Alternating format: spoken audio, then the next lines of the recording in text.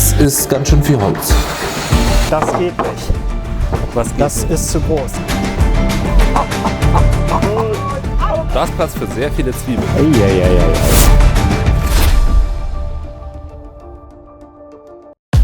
Die Gartensaison steht vor der Tür. Deswegen werde ich schon mal planen, 55, was ich alles mit diesem Garten anstellen werde. Scheiße. 16. Sagen wir mal 10. Ja, es ist schon ganz schön groß. Jetzt werde ich mich an den Computer setzen und auf Basis dieser Daten mal ein bisschen planen, wo was hinkommt. Die Breite des Grundstücks hatten wir ausgemessen. Nun brauchte ich einen Lageplan unseres Grundstücks aus der Vogelperspektive. Möglichst so, dass auch die Sträucher und Bäume gut zu sehen waren, da dort logischerweise keine Beete errichtet werden sollten. Dafür zog ich mir einen Screenshot aus Google Maps. Um im Pixelbrei auch etwas zu erkennen, wollte ich den Screenshot dann mit Standbildern aus den Drohnenaufnahmen des Grundstücks überlagern. Mir war bewusst, dass die verzerrte Linse der Drohne einen etwas anderen räumlichen Eindruck verursachen würde. Doch am Ende waren die Grundstücksgrößen beider Bildquellen so unterschiedlich, dass ich mir einfach die Frage stellen musste: Aber wer sagt eigentlich, dass Google Maps so genau weiß, wie groß mein Grundstück ist, ob die Proportionen stimmen? Es hatte also nicht gereicht, nur die Breite des Grundstücks auszumessen, ich brauchte auch die Länge. Durch das Messen erfuhr ich, dass Google Maps tatsächlich die exakt richtigen Proportionen des Grundstücks abgebildet hatte und ich konnte damit beginnen, in meinem 3D-Programm die Hochbeetplatzierungen zu entwerfen.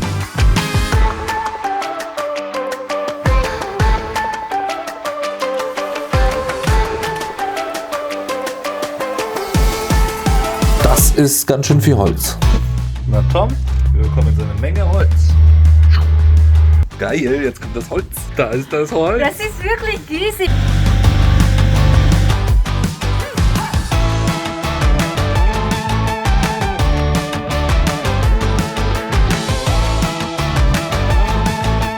Und an einem schönen Samstag Ende Februar ging es endlich los, mit familiärer Unterstützung. Also da haben wir heute tatsächlich die letzte Gelegenheit, den Garten so zu sehen, wie er nie wieder aussehen wird. Denn hier, außer jetzt hier in dem schattigen Streifen, ja, aber hier drüben bis vorne hin an die Grundstücksgrenze werden wir alles zupflastern mit niedrigen Hochbeeten. Also das ist die Idee. 12 Stück müssen gemacht werden. Bin ich mal gespannt, wie sich das Ganze heute... Wir fertigen heute Hochbeete, sogenannte flache Hochbeete. Dazu sägen wir zunächst Pfosten. 1000 Millimeter genau natürlich. Ja, hilfreich wäre an mehreren Stellen das Ganze zum... Ach ja, hast du ja. Okay. Alle Ich hab Achtung, gar nichts junger gesagt. Mann.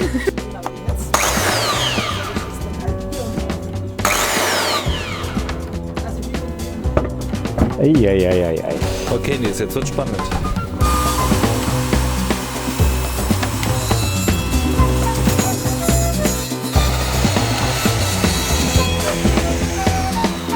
Jawohl. Also das ist das Ergebnis unseres ersten Sägestücks. Fast durch. Ich hatte die Gefahren etwas überschätzt. Kleine Feinjustierungen müssen dann noch passieren, aber das läuft.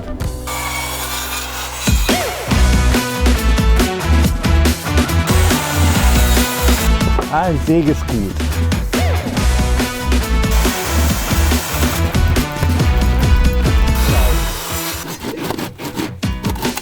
Jawohl. Beim Zurechtsägen der Eckpfeiler der Hochbeete näherten wir uns in einem guten Tempo dem Ende. Doch wo steckte eigentlich mein kleiner Bruder? Genau, also bei so vielen Leuten, die hier arbeiten, braucht es natürlich auch eine gewisse Führung. Jemanden, der das alles überschaut. Genau, Tim, genau, die meine ich, genau.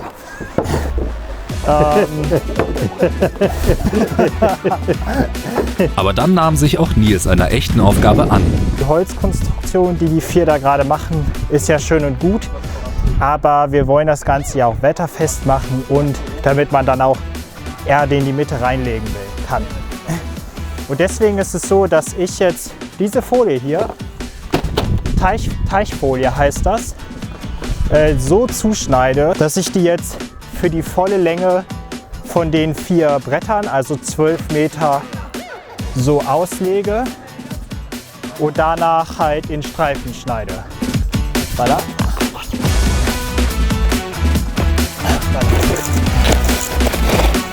So.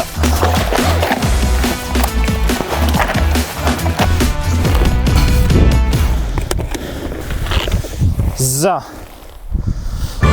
Ich wollte in der Zeit Planken holen, um das erste Hochbeet zusammenzuschrauben. Das wäre die Oh, nee, da ist jemand unsicher. Oh, das machen wir lieber nochmal. Und natürlich musste sich mein Bruder einmischen. Okay, wir bleiben mal bei 3 auf einmal. Also nicht überschätzen, aber auch nicht unterschätzen. Ich merke, ich kann mehr als 1 heben. 2, 4 Bretter, aber das ist noch steigerbar. So. 6, 7. 7 Stück. So, Nils, nimm das. Oh. Okay, das wird jetzt... Soll ich dir lieber helfen? Nee, ich schaff das ganz allein. Jetzt zeig mal 8. 3, 4, 5, 6. 2 fehlen noch. 2. Also ich weiß nicht, ob er sich damit einen Gefallen tut, aber ich wäre mega beeindruckt, wenn er das jetzt schafft. Weil mehr mache ich nicht, ich mache keine 9.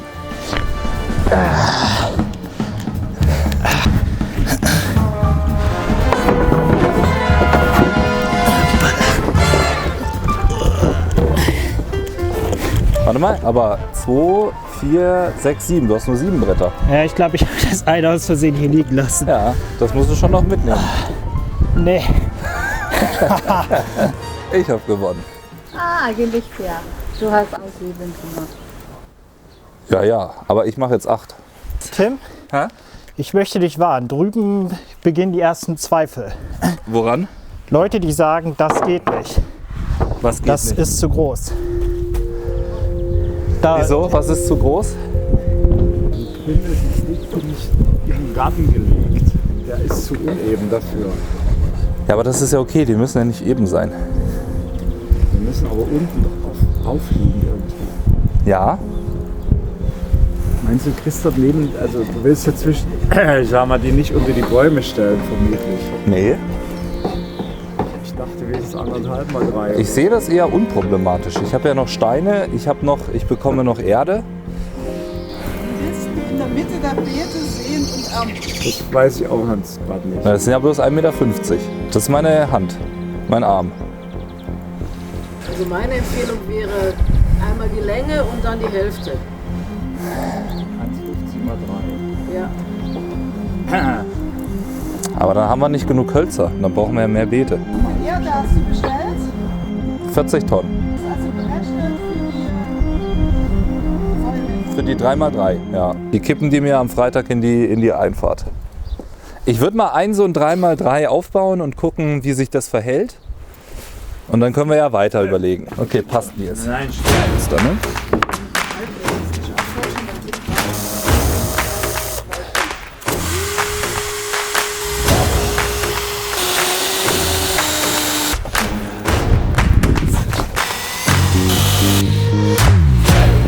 Ja, das ist ein großes Hochbeet. Als wir nur eine Seite fertig hatten, quasi nur eine Planke, konnte ich mir noch nicht so richtig vorstellen, wie das Ganze in einer quadratischen Form aussieht. Aber jetzt, wo ich sehe, sympathisiere ich immer mehr mit dem Gedanken meiner kompetenten Berater, dass wir vielleicht eine Planke halbieren. Da ist Platz für sehr viele Zwiebeln.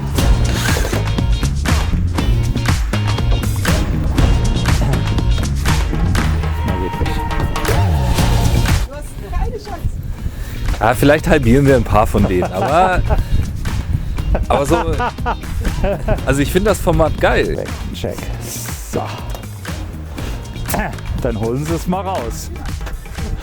Ja, gut, ja. Wenn du ein Beet in 2 aufteilst, brauchst du 4 zusätzliche Bretter. Nein. Doch. Stimmt, ja, stimmt. Entschuldigung. Also ich habe ja gar nicht Ja. genug Terrassenbretter für das Vorhaben. Ja. Also ich fürchte, es sind die 3x3 Meter. Dann machen wir das Brett. Ein Lenk.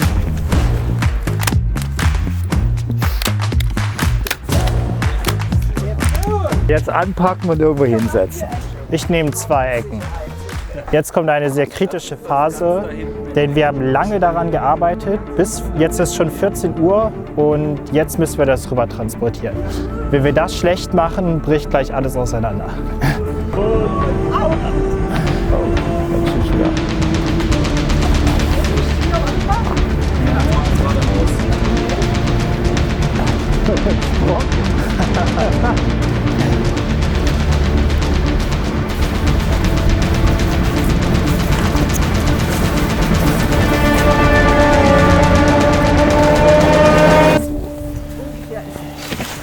Es ist geglückt. Das erste Hochbeet steht.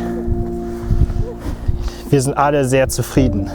Jetzt, wo es auf dem Boden liegt, sieht es nicht mehr so imposant aus, oder? Und das müssen wir jetzt nur noch 11 Mal machen. Sieht cool aus eigentlich. Ja. Das erste Beet stand, aber wie Nils richtig angemerkt hatte, war es bereits 14 Uhr und wir hatten insgesamt nur 2 Tage Zeit. Wir mussten unsere Fertigung drastisch beschleunigen.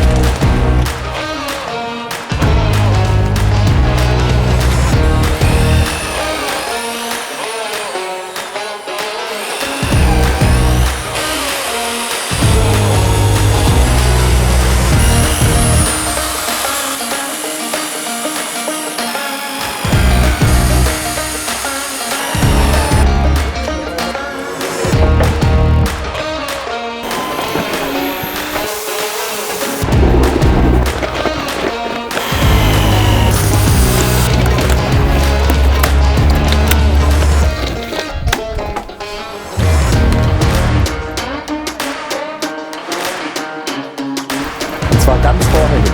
Top.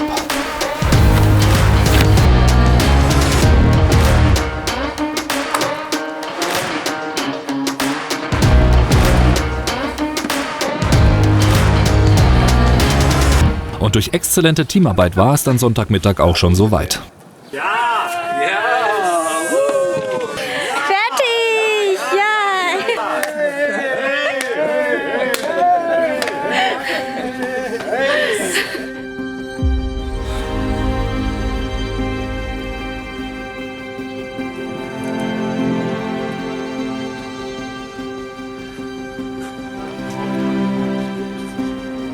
Wir haben es geschafft. Es ist Sonntagnachmittag, 11 Hochbeete haben wir fertig. Als wir gestern Nachmittag nur ein einziges hatten, hatte ich große Zweifel daran, dass wir so weit kommen würden. Aber wir haben alle Hochbeete aufgebaut. Sie sind viel größer, als ich gedacht habe. Jetzt verstehe ich auch, warum es 40 Tonnen Erde sind. Wir haben sie mal probehalber hingestellt. Aber nächste Woche wird die Position finalisiert, wenn die Erde kommt.